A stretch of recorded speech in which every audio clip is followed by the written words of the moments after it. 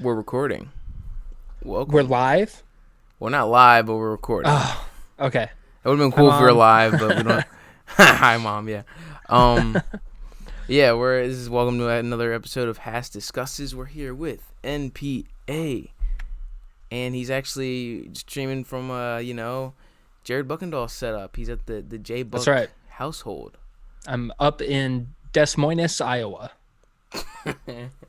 Tell us the connection with you and Jared.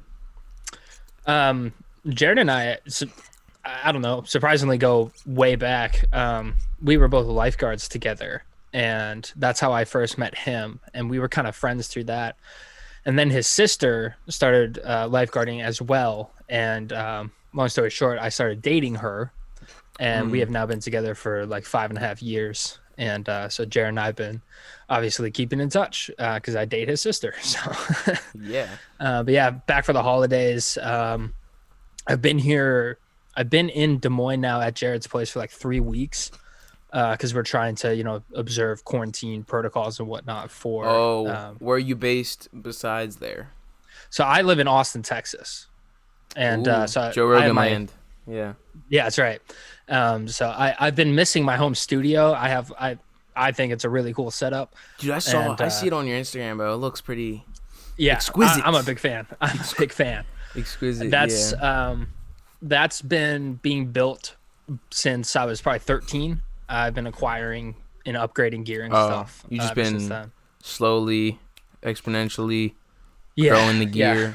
It's a slow burn, but I'm at a point now where I can pretty much handle anything, except for I used to have a drum kit, but then obviously now I live in apartments and stuff, so I can't record live drums. It's just too loud. But I can do anything else, so that's cool. You got many instruments that you know how to do. Mm-hmm. I don't want to ask how you learn the instruments. I'm just saying, like, what's your favorite out of all the instruments that you know? That's a good question. Probably guitar. I play a lot of, so I have electric guitar, acoustic guitar, obviously, bass guitar, yeah, and piano. So those are probably my main instruments. And I think my favorite to play is just electric guitar. Guitar, you can be really expressive with it in a way that you kind of can't with piano. Bend strings and slide around and all that. So yeah, I don't know. I heard this thing about Jimi Hendrix is that there's sounds with his guitar that people cannot replicate today. Oh yeah. And Hendrix is probably the best there is. Hendrix I like because he could play with a clean tone or kind of a distorted tone, and he could make it sing no matter what he was doing. Sing, yeah.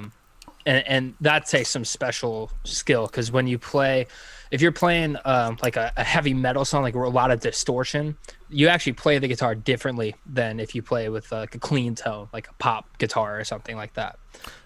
It takes a different skill set to do that. So he's the master. I don't know if you've heard any. You probably know a bit more about the Doors. Do you know a lot about the Doors? The band? Yeah, the band. Yeah. So I got a question. I was just listening to the end.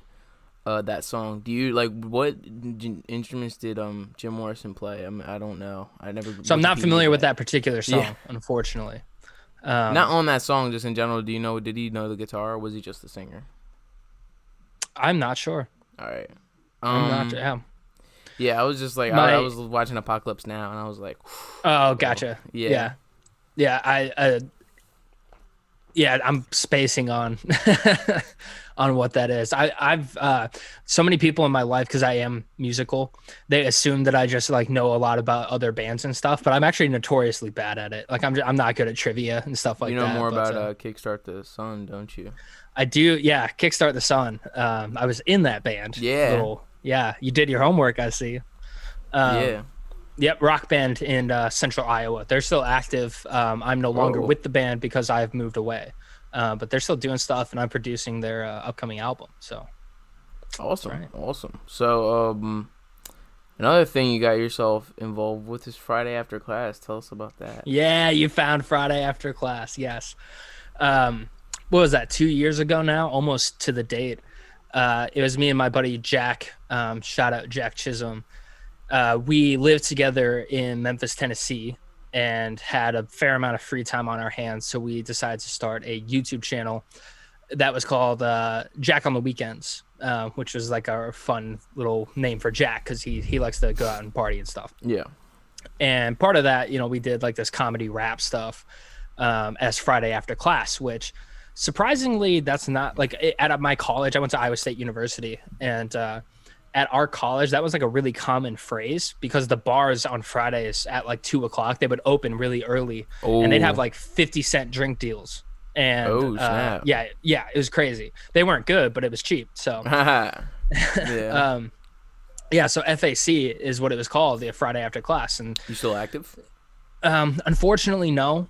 So Jack still lives in Memphis, and I am down in Austin. And so I'm the one with the studio set up, and Jack doesn't have the like equipment and whatnot to do that. And also, it's part of what made that fun was doing videos and stuff. And it's really hard to do videos from a distance. Yeah, we do have a Christmas song. Yeah, you just posted that on your story. Yeah. Yeah. Yeah, like I have a question though. When you're middle aged, will you have a reunion for that? Like, God, I hope so. It was a lot of fun. It was tough though because we didn't have like a camera guy or an editor or anything. It was all us. And part of part of doing any kind of doing well on YouTube is posting consistently. Oh yeah. And keeping it going. And like, man, I just can't write a song every week and then film it and do a fun video for it. I just don't have the ability. So yeah, like a podcast is easier to do than writing a short film or a song or making a beat. Because I have other channel where I post like just instrumentals and short films. I'll have to check that out and stuff like that. Very cool, man. But like the processing of that, it's easier to talk shit on a movie because I review movies. It's easier to talk shit on a movie than make one. Yeah. Hey, or for music too. I critique music as well. It's easier to talk crap on the new Gunna album than make a really interesting beat song. Or song. Yeah. Yeah. Whatever. I'm sure you know that. Oh yeah. What do you get out of using Logic Pro though? Like, why Logic Pro? Like, I've just always been interested. And that's a good question. The Logic Pro click is something I want to hear. I want to hear the perspective. What do you use? FL, like Fruity Loops. Yeah. FL is great for beat production and EDM and stuff like that. The reason I like Logic so much is because it marries like beat production oriented stuff from Ableton or Fruity Loops with like the live clips handling from like Pro Tools. And I've actually used a lot of different DAWs or digital audio workstations, just kind of see what I like. And I always land at Logic because it's that best in the middle ground. So, because a lot of my music is, it's hip hop influenced, yes, but it has live guitars and pianos and all this other stuff that you try and mix in a little bit. Yeah, I'm all over the place. You don't have to be. Not every beat is the samely structured by you, and that's probably your type of getting that appeal out. Not every song sounds like The Patriot. Not every song sounds like that. Right. And I assume that's what you're going for. Mm-hmm. Yeah, it's almost like a variety show of sorts, and I'm working on, and I need to just wrap it up. Part of the problem of producing yourself is there's no like you can just go forever and ever and keep producing something. But I'm working on my first album, and it's going to be called Up All Night. Ooh. Yep. And the kind of the idea behind it is I'm up all night with all these different thoughts and questions, and so every song on it kind of has a different tone or sound or something. Yes, it's more eclectic than maybe some albums are. So yeah, so all in with that, I play different live instruments, I play with different samples, and Logic Pro handles all of that like a champ. It's optimized to run on Mac, and I have a Mac Pro at my studio. Yeah, I have like a horrible Dell computer. I like Dell, but like Logic's just not available on PC. It's a Apple owned product, and I don't know how to pirate anything either. So it takes a certain set of skills that I won't admit to having. Yeah. Did you see on Twitter what Jared said about movie 1, 2, 3 movies? A lot of people didn't understand. Yeah, I saw the one person. Jaron Talks Movies was like, oh, how much people head this flew over or whatever. Like it flew over so many people's heads. Yeah. Yeah, you're saying you got accepted to them as like a film critic or whatever, but it's just a fake streaming site. Yeah, they have someone in like some country like recording it with a camcorder. Yeah. And the subtitles are in Taiwanese or whatever. Mandarin or whatever. Mandarin, yeah. Yeah, that was funny. Jared's a funny guy. I'll put a plug out for him. Obviously we do a lot of work together. Of this podcast, we're like nice. A lot, like the 3rd episode. We're at 31 right now. Very cool. It's Jared's just me, but I do have co-hosts every now and then. Just a couple buddies of mine. Nice. Yeah. But I mean, you seem to have found a sort of following on Instagram. How is Instagram important to you? I have a love-hate relationship with it. Yeah. I think my main thing, I'm not good at social media. And I mean that in that I don't find my life all that interesting. And I think to really be good at social media, you need to do interesting stuff a lot and then show that to people so that they're like, hey, that's interesting. Yeah. It's all about like adding value to someone's feed. So I like it in that I like to take good pictures and stuff. So I get to share good pictures and album art. You're a photographer, right? You have experience in that lane. Yeah. I've done video work and photography and stuff. So it's a great platform to share stuff like that. And it's great to share some music too and performances and whatnot. Where I struggle is just keeping up with it and keep staying consistent. That's hard for me. I don't 100% know why.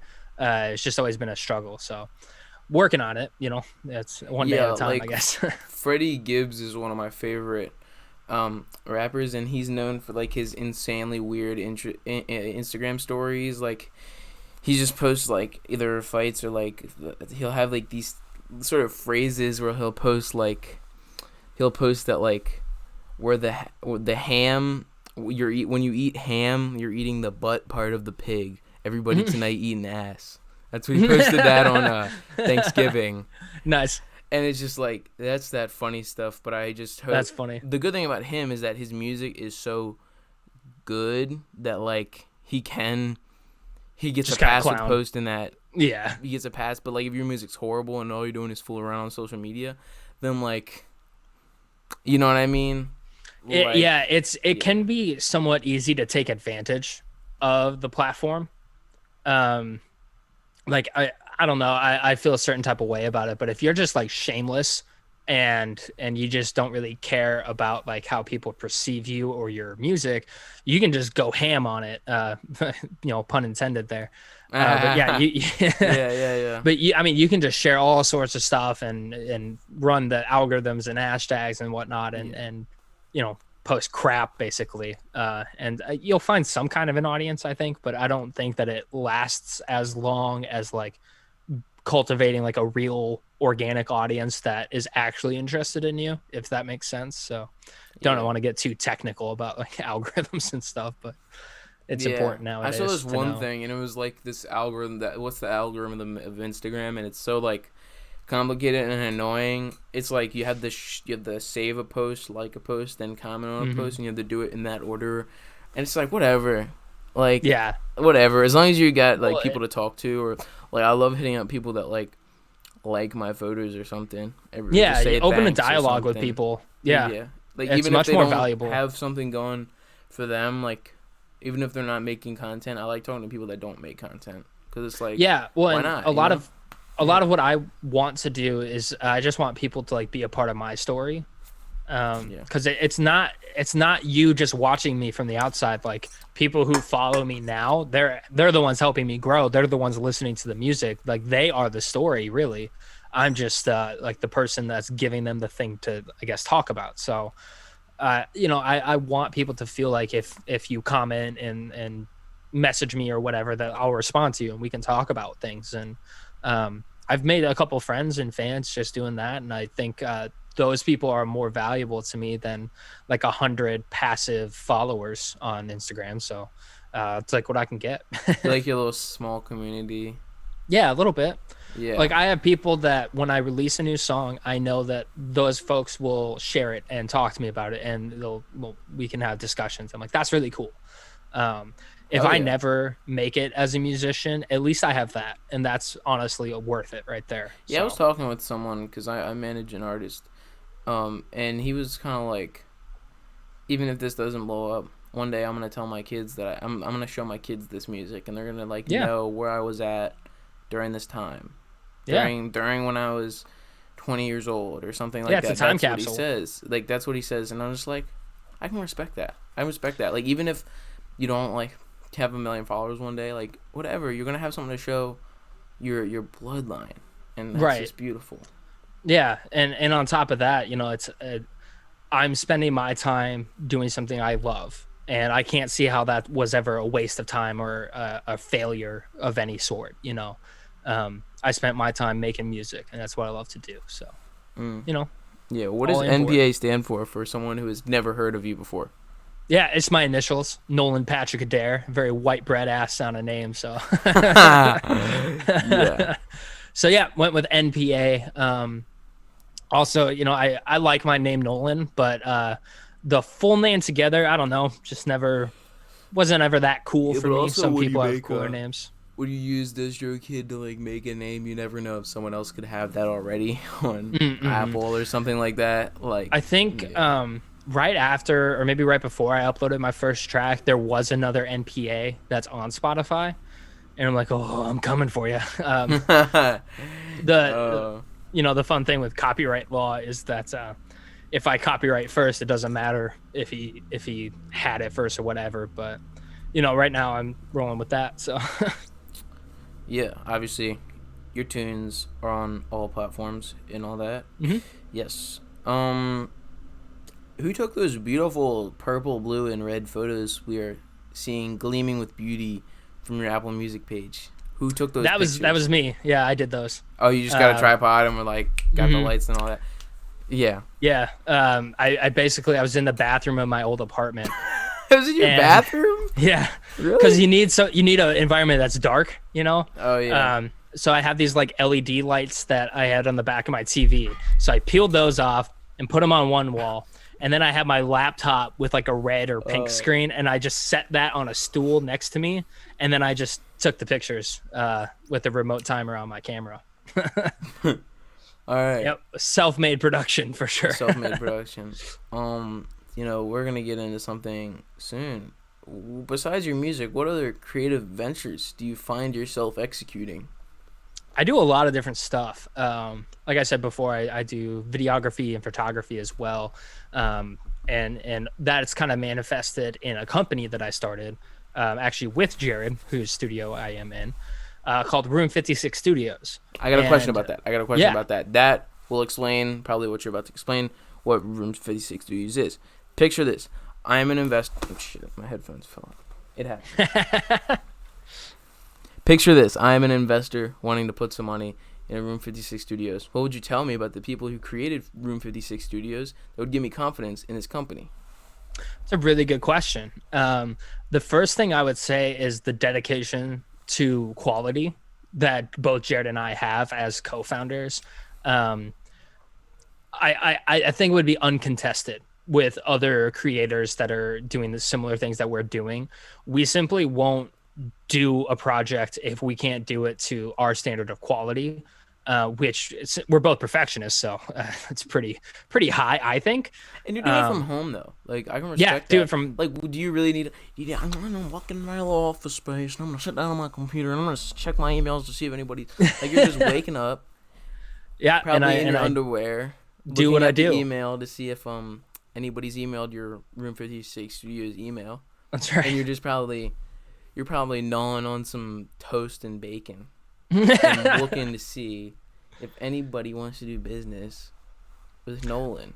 A little bit it is that, but to answer the investor question more, both Jared and I, we have experience working at corporate jobs, the 40-hour week grind. And I worked in customer service for a Fortune 500 company for a couple of years. So when you put our like passion for videography and editing and whatnot with that experience that we have combined, I think we have a lot to show for it. So like a part of it is, I'm in my sweatpants munching on Cheez-Its while I'm editing someone's video. But we also have weekly conference calls where we talk about upcoming projects and strategies. We treat it as much like a business as I think we should right now, and kind of hold each other accountable to make sure that we're delivering high quality products at deadlines or before or whatever. So sounds serious and fun. It is both those things. Yes.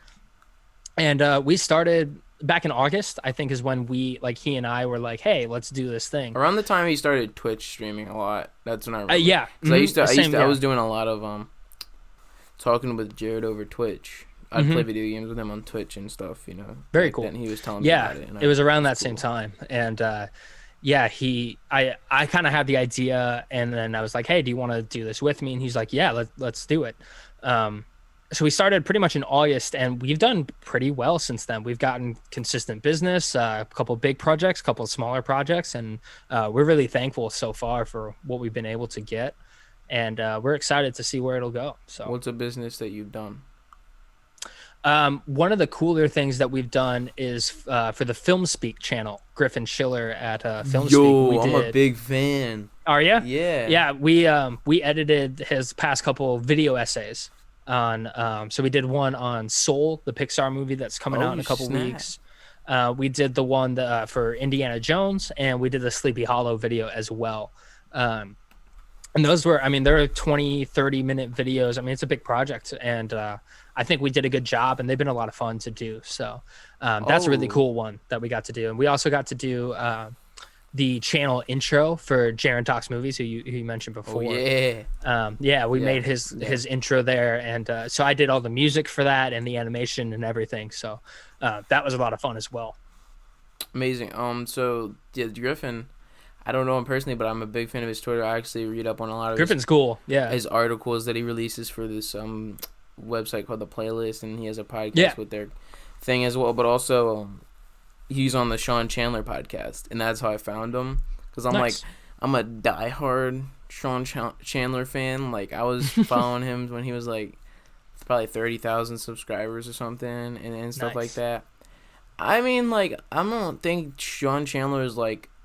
He's just he's so motivational. That's what I like about Sean Chandler. That's cool, man. Yeah, he's a really good film critic and all of that.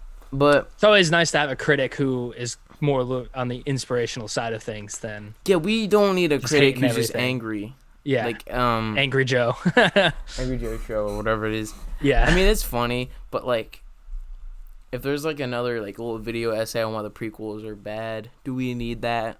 Yeah, right. And I'm also like, I love the prequels, but I don't want to talk about Star Wars. But I do know. I like Star Wars. I love Star Wars. But like, do I have?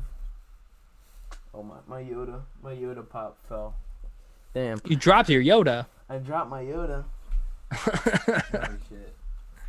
Whatever. But yeah. So I was interviewing someone yesterday, and I told him, I was like, Star Wars is it's very similar to politics. It's like if you say you like hate, it's like you either hate the sequels. You have to love it or hate it. Yeah. Yeah. You either love the sequels and hate the prequels, or you either love the prequels and hate the sequels.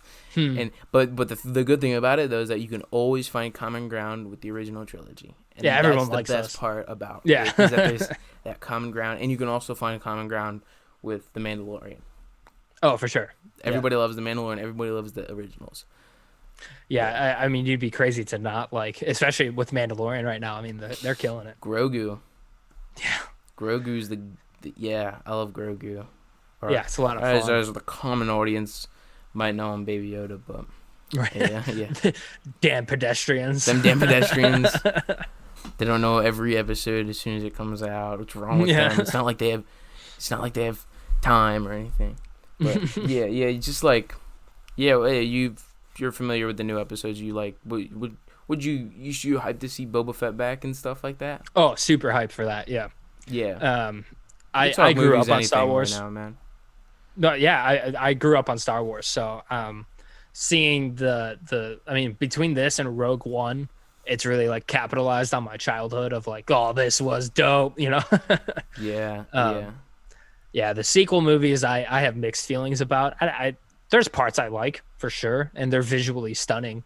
They kind of But just throw away some characters that should have gotten more shine. Finn and Finn, he was the greatest tragedy. I mean, the story. Have you seen the interviews with him? John Boyega is he pissed ripped about into it. him. He was like the people that wrote the script know a lot about Rey and Kylo, but when it comes to Finn, you know, fuck all. That's what he said in the interview. Well, and he's right though. I mean, picture you're John Boyega, and they're like, "Hey, we're gonna do a new Star Wars movie. You're going to be a defecting stormtrooper, and by the end of the movie, you're gonna be swinging lightsabers." And you're like, "Hell yes, that sounds amazing." But he swings it for like 3 seconds, and he gets his ass handed to him. And then in the next movie, he no longer matters like at all. And in the sequel to that too, be cool, it just doesn't matter. You know what would be cool? What if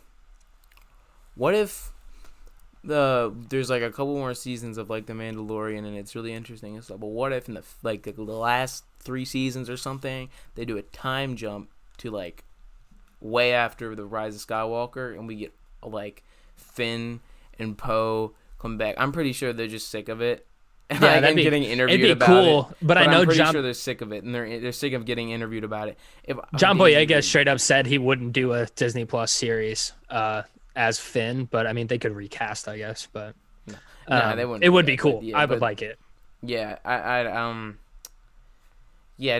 know. I feel like I'm very excited for where the Mandalorian's going with. I'm very excited to see what Jedi is gonna find Baby Yoda. What I hope that Baby Yoda. I hope there's not some cut scene where Baby Yoda gets like killed by Kylo Ren or some bullshit. Oh, that'd be crazy. that would be crazy. But that would be horrible. But yeah.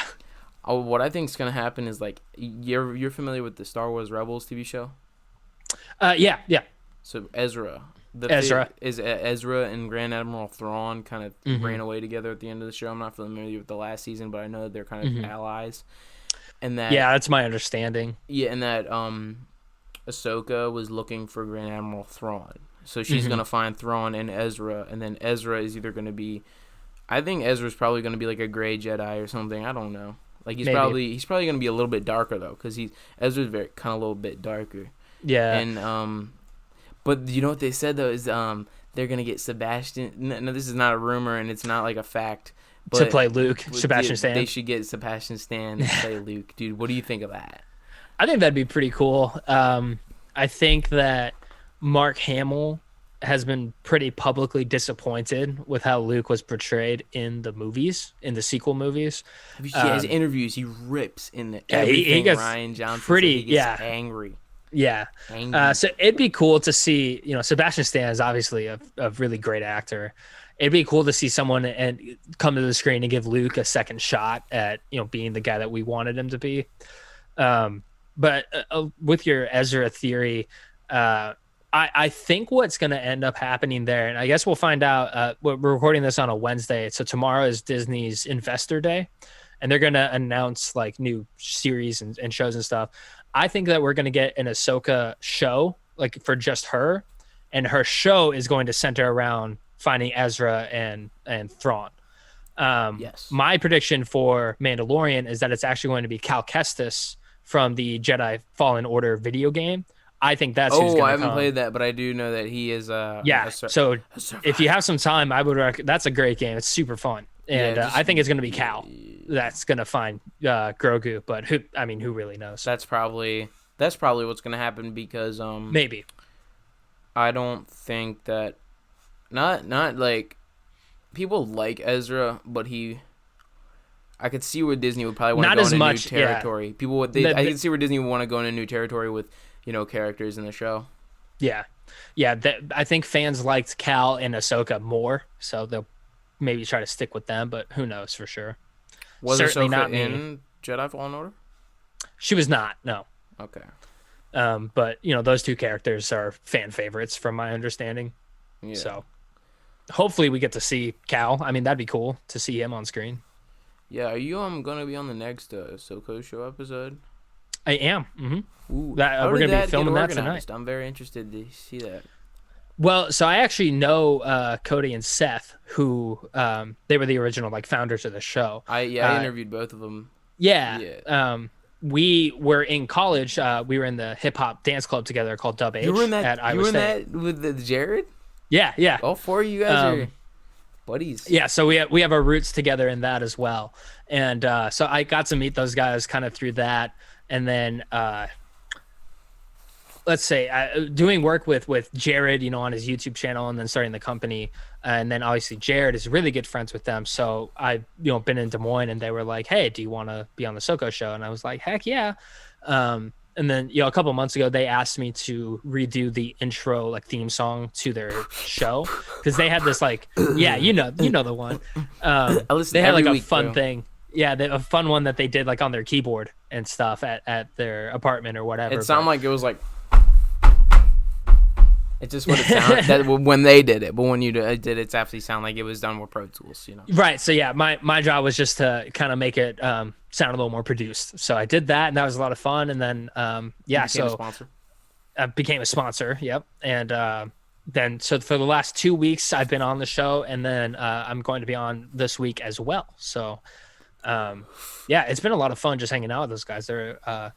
It's fun jumping in with 3 really, really close friends who have tight knit jokes and stuff. And then I kind of come in and I'm like, okay, can I make them laugh? Can I catch them off guard and stuff? So that's been a good time for me, Yes. Clowning around with them. Clowning around, indeed. Yeah. This is a funny ass show, but it's also really well organized. Oh yeah, it's great. By Super Cody fun. And all that. But Seth is he's also awesome as well. I got a chance to interview him and understand his screenplays that he's writing. Nice. And I really hope Seth writes a lot of screenplays and stuff and has fun with that. He told me a couple stories of his, what he's got written down. I'm just, I'm excited. These people. All 3 of those guys work super hard. Yeah. So I wish for nothing but and the you best as well. for them. You have voiced your support for Black Lives Matter, and you have put that in your music. Describe how you put this in your music, and your takes on I don't know anything what are you is it you trying to are you excited for this direction? Yeah, I am. And so that the song that you're referring to, I think, is the Patriot and the King. And Gabe Reasoner. Yes, with a singer from a Minneapolis band called Careful Gaze. Oh, Minneapolis. Yeah, so they were in the heart of it when all that went down. Yeah. And I knew him back from when I was in Kickstart the Sun. We would play shows with them. And so, I mean, they're pretty successful now. I mean, they've got a couple 100,000 streams and stuff on Spotify. They're doing really well. They have a good fan base up in Minneapolis. Yeah. And I asked them, hey, would you be wanting to sing this song for me? Because I like singing and I love rapping. But I don't have that great rock, lead rock vocal ability that he does, and that's what I wanted for that song. Yeah. So I asked him to take care of that, and he did a really great job. It's fantastic. But the song itself, we actually wrote it, or I wrote it back in January, and he contributed some of the lyrics and the performance, obviously. Describe the Patriot and then describe the King. Yeah, so the Patriot is the first part. It's 2 songs that kind of blend together. The Patriot is it's all a metaphor, but really it's my story of growing up basically Republican. I grew up in a small town in Iowa, and I grew up thinking that the world worked a certain way and that everything I was told about it was both correct and accurate, right? Then later, high school and into college, I met more people who were just different than me. And it opened my eyes to, a lot of the stuff that I was taught is actually wrong. And I wasn't looking at the full picture. And, in the age of the internet and the age of information, all these differing viewpoints are much more easy to discover and to come across. And so I said, okay, I really need to take some time to, think about what it is that I believe in and what's important to me. And one of the things I latched onto a lot was because when I moved to Memphis, Tennessee after college, which is it's a large city and it's majority Black. And I saw firsthand there how Black people were treated differently than white people just because of what they look like. And, I don't want to go into too much detail about that, but it was shocking in a lot of cases, the way that would manifest. And I decided I'm like, this is something I actually care a lot about, because earlier in my life I thought racism was solved. I didn't know it was an issue, because that's what they teach you. I'm gonna keep it a buck. Similar. But then this year I've become awakened, and I just made a short film called 2020, and I edited together pieces of all the mass atrocities that have happened this year to the end by the Doors. This like it's like an 11-minute song, and like 8 minutes in, the beat, like not the beat, but like it starts getting faster and faster and chaotic. Sure. So it started off, I don't know, I wanna this is related, bear with me. So I trust you. I started off, it was like I showed like about a couple minutes of the Australian fires, and then I showed the news footage of the Kobe's death and Pop Smoke's death. Then I showed the killer bees swarming America, and then I showed I showed a thing of me scrolling through like YouTube of like videos with COVID cases rising and news footage like that, and then I showed the George Floyd situation, the Ahmaud Arbery situation, the Breonna Taylor situation, and then I showed and as the music started to ramp up, I started showing like the video of the white guy with a bow and arrow at a protest in Salt Lake City shooting people, and then everybody like trampling on him, and then I just kept on showing like more, the clips became shorter and shorter and shorter as the music intensified, and they get more and more atrocious. And then I showed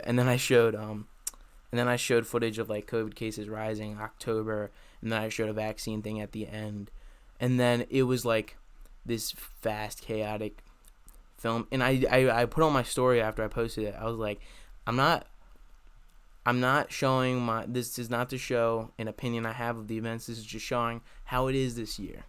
This is for the history books. I mean, so just like, at a factual level, it's been a fucking wild year. I'm sorry if I can't swear, but whatever, dude. No.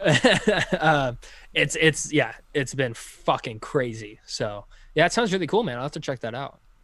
Yeah, like, and I feel like music like that, like what you're describing about the Patriot and King, and music in short films like mine. I'm not trying to like pitch myself to people, but I'm saying that's what's needed right now. Yeah, well, and in my song, The Patriot, you know, I'm purposely taking more of a stand about my beliefs, because I'm saying like in that particular song, it's like a 2-minute track. It's saying I grew up thinking one way, and now I realize that it's wrong. That's the message there.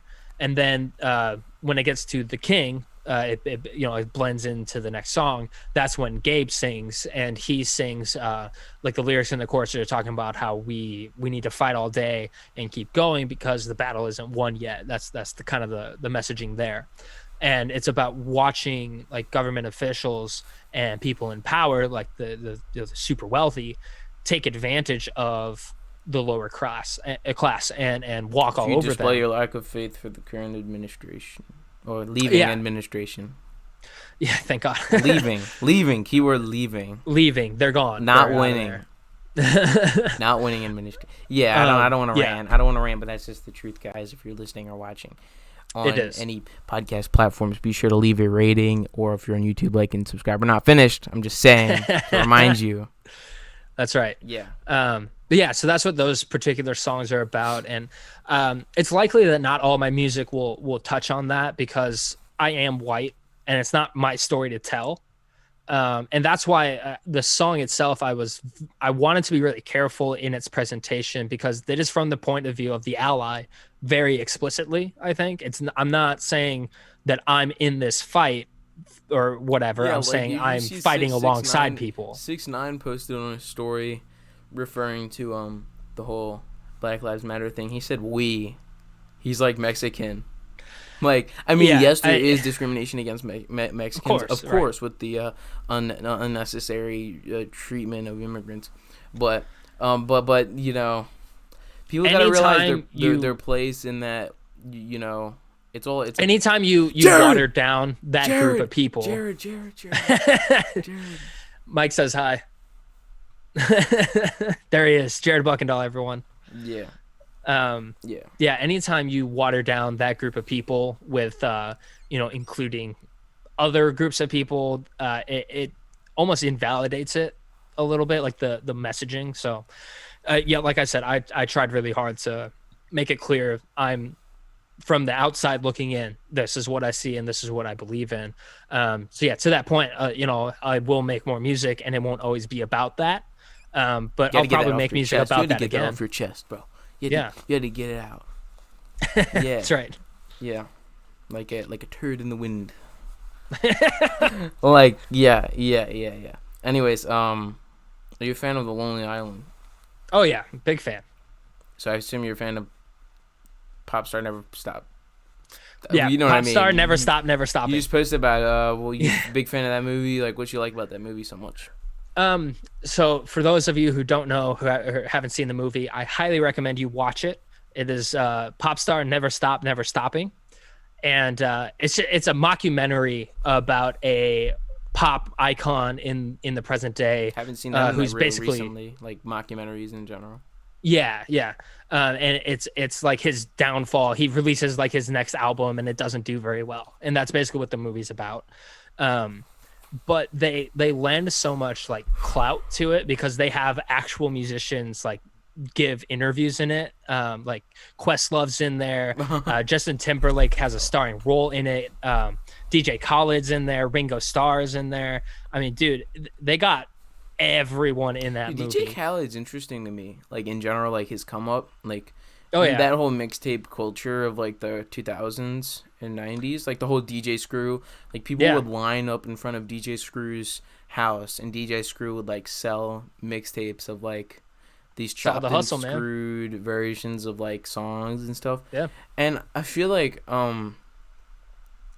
something that I'd want to understand and experience is that chopped and screwed culture of Houston and stuff like that, like that whole like that slowed down weird. It's funny you bring that up, chopped and screwed, because that is the name of the genre. I saw some article and I can't remember where it was from, but they called it like slowed and reverbed or something. But that is the style on YouTube, though. Like a lot of people slow and reverb it on YouTube. But they were talking about that. But they were talking about chopped and screwed like music. And they were talking about DJ Screw. They got it wrong, basically. Oh, people were giving them a lot of crap for it. What was that, Vice or something? Was that BuzzFeed? It probably was Vice, to be honest. But yeah, that was rough to see. Yeah. I think it's super cool how different cities basically will create genres out of their communities and stuff.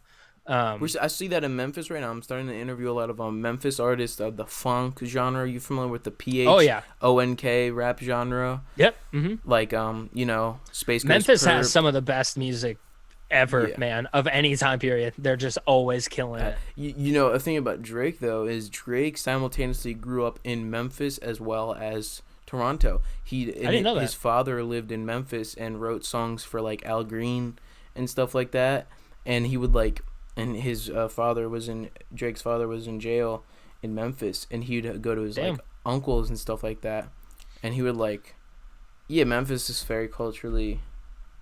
I've never been there, but Dude, if you get the chance to go, I'd recommend it. Memphis is awesome.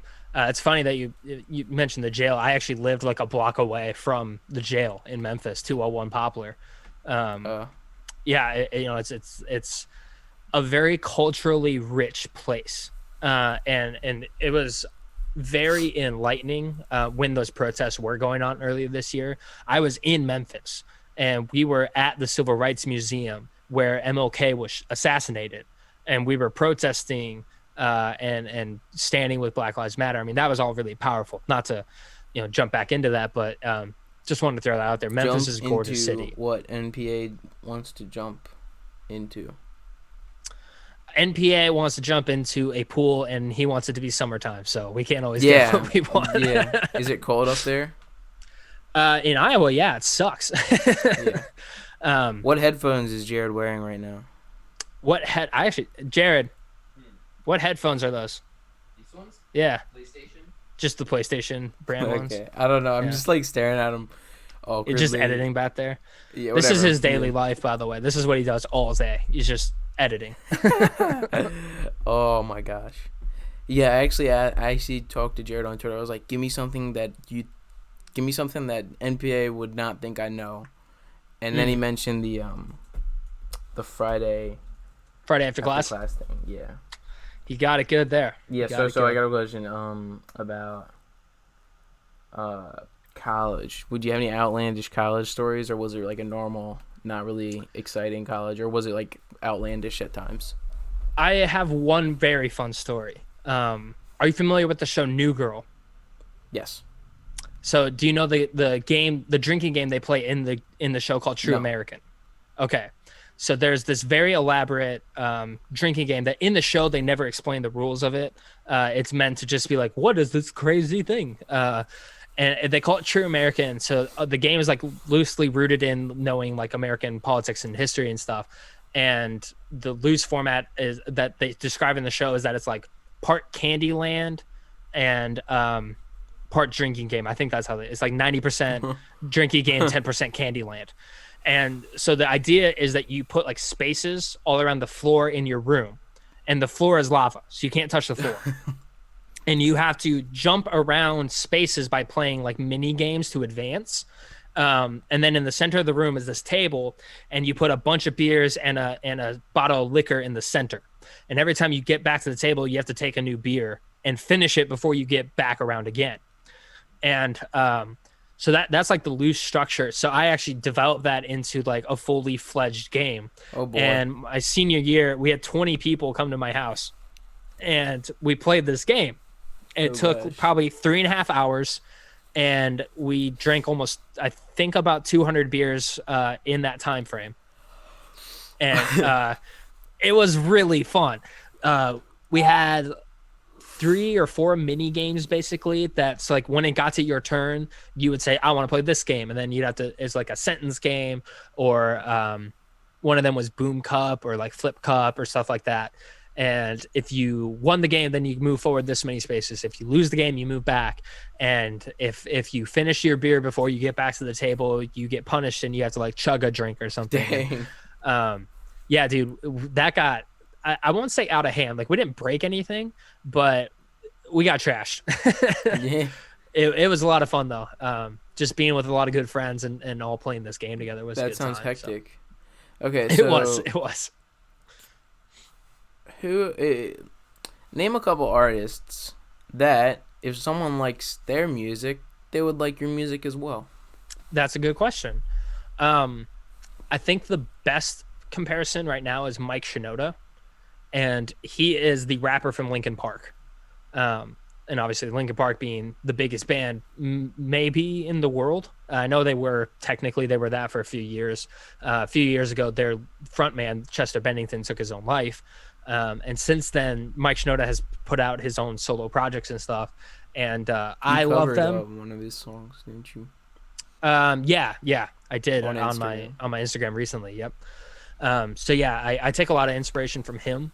But then I kind of mix that with I would say influence from like Black Bear.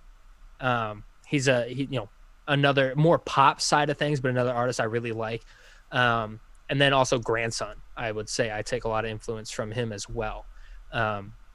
He's kind of like the emo version of Black Bear, in my opinion. I could be far off on that assumption, but that's just like what I hear. Pop, rock, rap mix. Yeah. I like stuff it has a beat that like gets me moving, and I like a very good instrumental bass type of thing. So you find that more often in that kind of pop rap genre. What's a new pop rap guy that you're interested in? Aries. He actually doesn't rap a whole lot, but I think he would still fit. He's kind of have a Drake vibe to him. He's almost like Drake, but with like Post Malone-ish type influence as well. And he's really cool artist. I like him because he writes his songs kind of take like a non-traditional approach or format. It's not like verse chorus. They kind of meander more, and I really like it. Yeah, so he's probably be my top pick for like just a new interesting artist that I really like. What about you heard of 24K Golden? You heard Jack Harlow? I know Jack Harlow, yeah. What about Pop Smoke? Yeah, you probably heard of Pop Smoke. I've heard, yeah. Mm-hmm. Yeah, Those are some new guys I was just thinking about, you know. I've been vibing with Token a lot recently, too. He's not necessarily new, but I like Token a lot. Yo, I don't know if you're interested, but Kid Cudi's dropping a new album this Friday. I didn't know that. I'll have to check that out. But I guess he kind of does that pop rap. I mean, rock rap. Yeah. Fuse. Yep. I think he was very influential with that, but I don't know. I'll have to yeah, so that's for the people who would want to get into new music and all that. Just reference.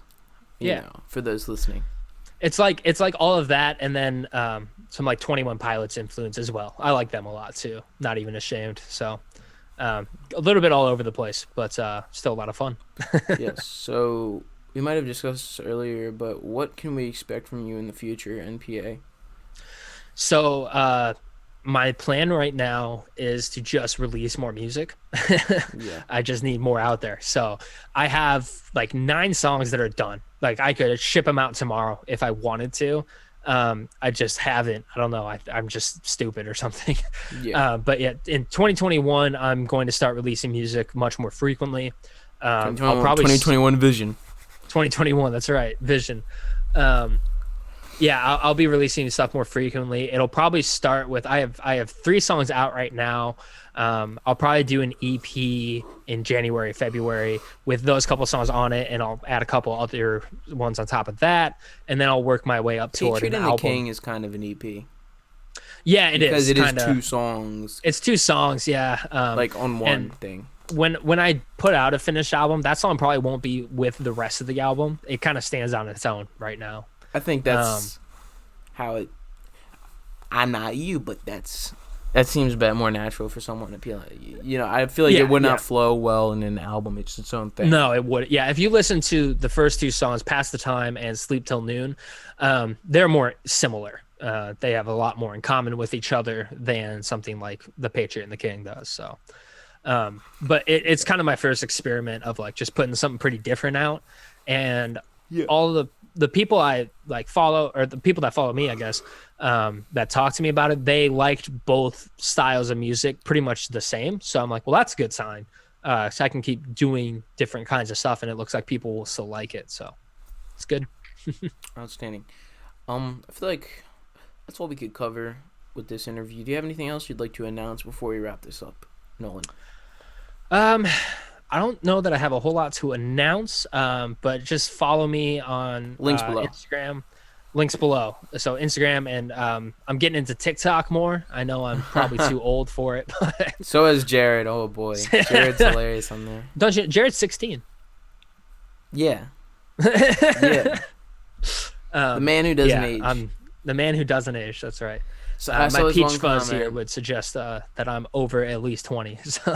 Yeah, I saw this one comment, and it was like Jared's like the only person who could look simultaneously 12 and 60 at the same time. Yeah, if he puts a different pair of glasses on, looks completely different age-wise.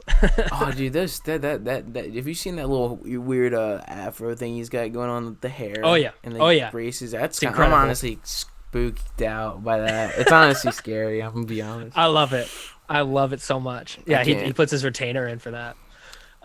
Does he have it saved from when he's a kid?